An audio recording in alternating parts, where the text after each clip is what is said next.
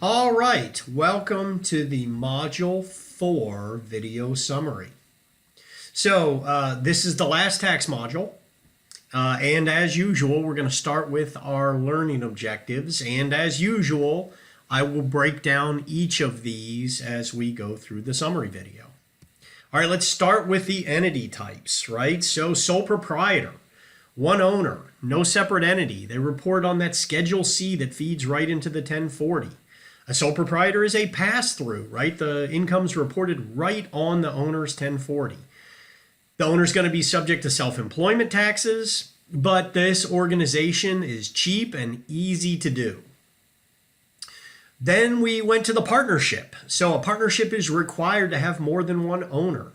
This is a separate entity, and it's typically bound by the partnership agreement. That partnership agreement affords lots of flexibility to allocate income and losses. We know that basis is critical when it comes to partnership tax. They have to report the ordinary business income and separately stated items on a Form 1065 for the whole partnership, and then each partners gets allocated out on a Schedule K1. So liabilities are not limited for the general partners. And the character of the income is retained as that income flows through. So LLCs are taxed just like partnerships, so basically everything we just went through, except that they do have limited liability. Owners are called members, and you can have a single member LLC. S corporations are also a pass-through. But remember that the allocation of income and ownership possibilities are not particularly flexible. All sorts of restrictions on who can be a shareholder in an S corp. They do enjoy limited liability, and remember, an S corporation is just a corporation that's made a tax election. A corporation, which we sometimes call a C corporation, that's not a pass-through, right? It's its own tax-paying entity, which means that the income is subject to double taxation. Allocation of income is not flexible, and the dividends that are paid to shareholders are not deductible. When it comes to computing taxable income for these entities, right? Sole proprietor, very straightforward. On the Schedule C, we just reported business income less business expenses. LLCs, partnerships, and S corps all reported on a main form like a 1065 or 1120S and reported ordinary business income and then each of those separately stated items. And those were allocated out to the owners on Schedule K1s. A corporation prepares a Form 1120 to compute its taxable income as business income less business expenses, with limits on charitable contributions and the dividends received deduction, both unique tax characteristics to the corporate form.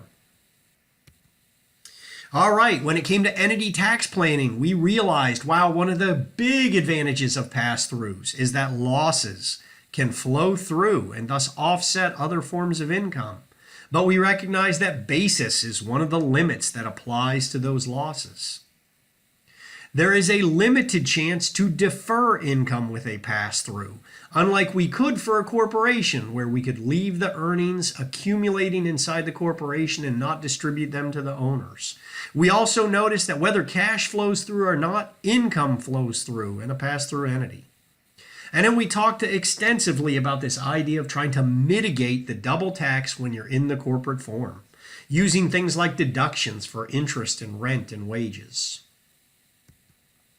Then we shifted to our jurisdictional issues and we talked about Nexus, that minimum connection required for a state to tax you.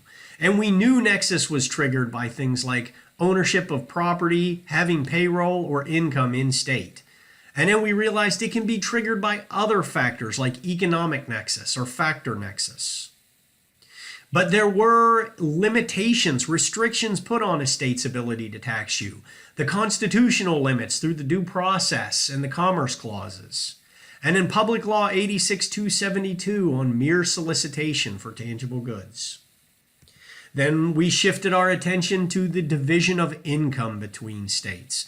And we talked about how non-business income is directly allocated to a state, whereas business income is apportioned using an artificial formula that's based on factors that could include property, payroll, and sales.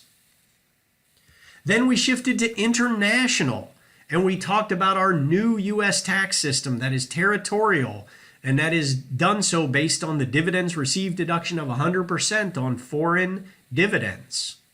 Then we talked about this terrible transitional tax that's going to occur on what have been unrepatriated earnings up through the new tax law.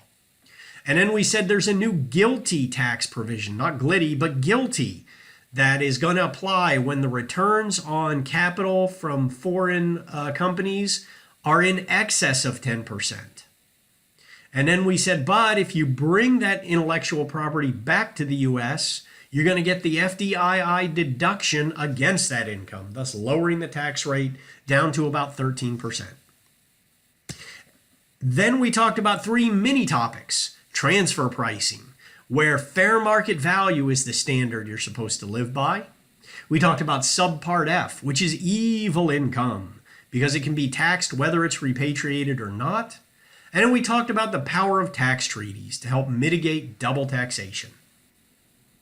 All right, that's Module 4 in a nutshell. So your midterm exam is going to be due soon. Make sure you've checked Blackboard for the dates.